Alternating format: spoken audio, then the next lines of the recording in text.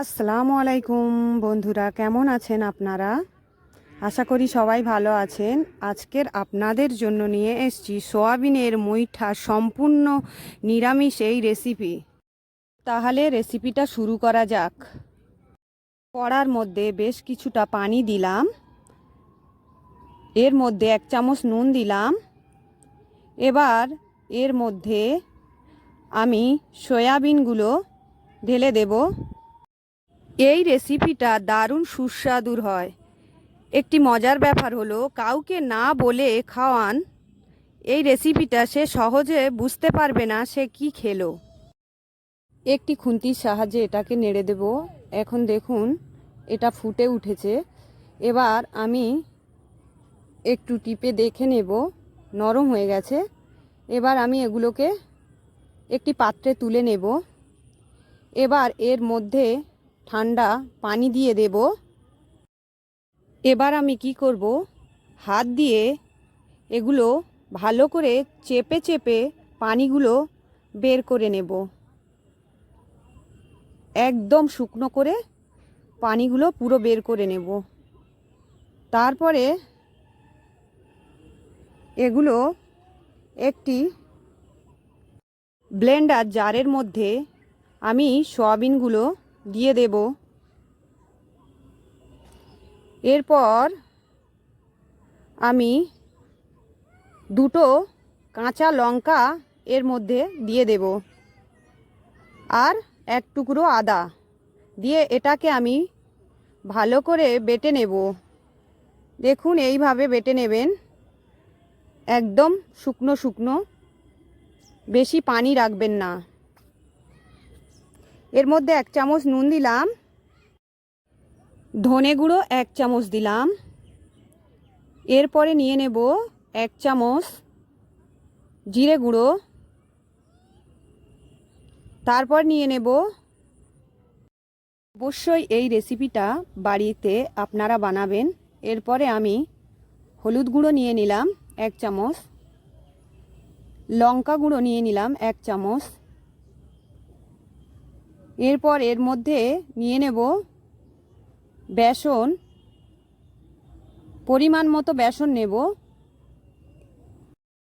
আপনারা যেরকম পরিমাণে সয়াবিন নেবেন ওই রকম পরিমাণে বেসন নিয়ে নেবেন। এবারে ভালো করে হাত দিয়ে এগুলোকে আমি মাখিয়ে নেব।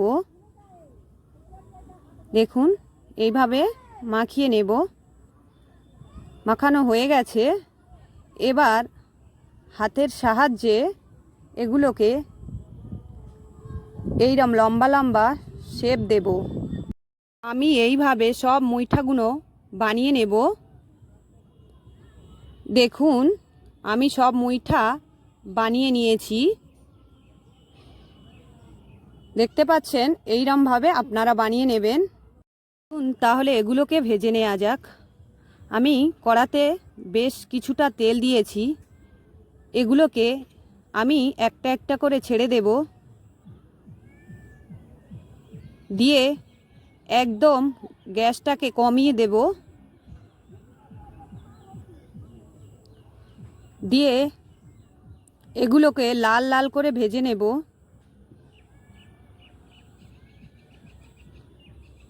এগুলো কম আঁচেতে ভাজবেন, না হলে জ্বলে যাওয়ার সম্ভাবনা থাকে বেশি। ওই জন্য অল্প আঁচেতে ভাজবেন। দেখুন একটা একটা করে আমি সব উল্টে দিলাম। দিয়ে লাল লাল করে সবগুলোকে ভেজে নেব। এই তেলেতে আমি সব মুইঠাগুলো ভেজে নেব লাল লাল করে। আপনারা এগুলো ভাজাও খেতে পারেন সস দিয়ে, খুব ভালো লাগবে।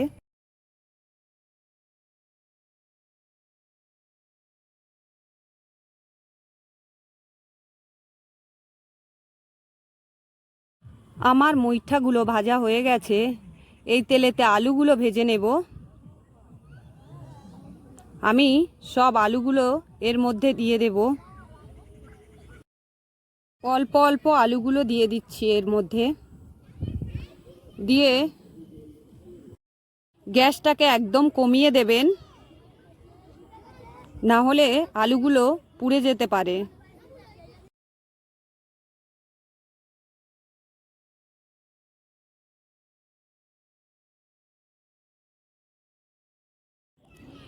এর মধ্যে আমি পরিমাণ মতো নুন দিয়ে দেব, তারপরে হলুদ দিয়ে দেব। এবার একটা খুন্তির সাহায্যে আমি ভালো করে নেড়ে দেব।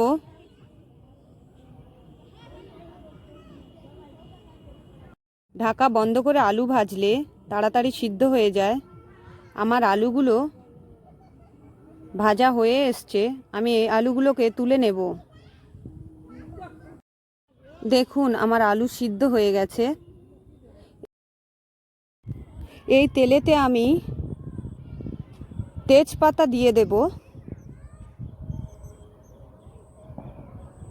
এলাচ, লবঙ্গ, দারচিনি দিয়ে দেব, জিরে অল্প পরিমাণ দেব।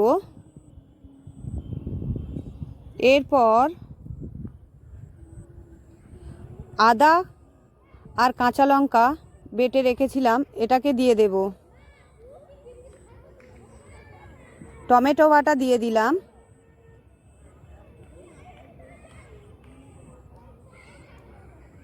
এরপর এর মধ্যে আমি আলুগুলো দিয়ে দেব। যে আলুগুলো ভেজে রেখেছিলাম ওই আলুগুলো দিয়ে দিলাম। এরপর 1 চামচ জিরে গুঁড়ো দিলাম, 1 চামচ ধনে গুঁড়ো দিলাম, লঙ্কা গুঁড়ো দিলাম 1 চামচ, হলুদ গুঁড়ো দিলাম 1 চামচ। এরপর ভালো করে আমি এটাকে কষিয়ে নেব। দেখুন আমার আলুগুলো কষানো হয়ে গেছে।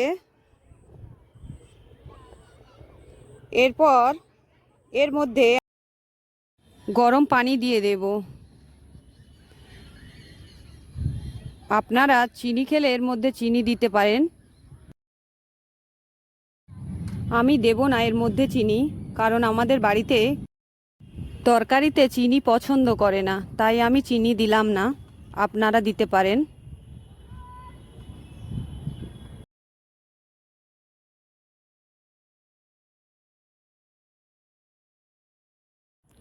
এরপর এটাকে আমি ফুটতে দেব ঢাকা বন্ধ করে। এটাকে উঠিয়ে আমি দেখব।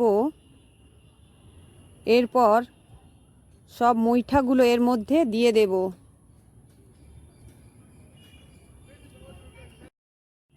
দিয়ে এটাকে 10 মিনিটের মতো ফুটতে দেব।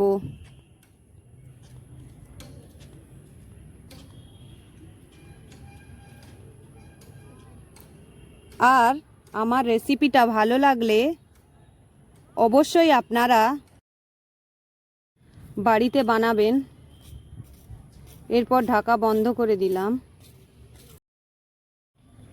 আমার তরকারি হয়ে এসছে, দেখুন হয়ে গেছে।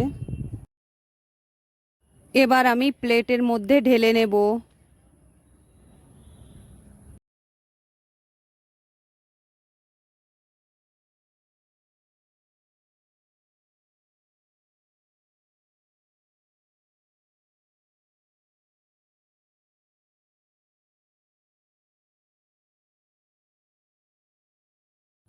দেখুন আমার তরকারি একদম রেডি। আর আমার রেসিপি ভালো লাগলে লাইক, কমেন্ট, শেয়ার করবেন, সাবস্ক্রাইব করে দেবেন, পাশে থাকা বেল আইকন প্রেস করে দেবেন। আপনারা ভালো থাকুন, সুস্থ থাকুন। আজকের এই পর্যন্ত, আবার পরের রেসিপিতে দেখা হবে। আল্লাহ হাফেজ।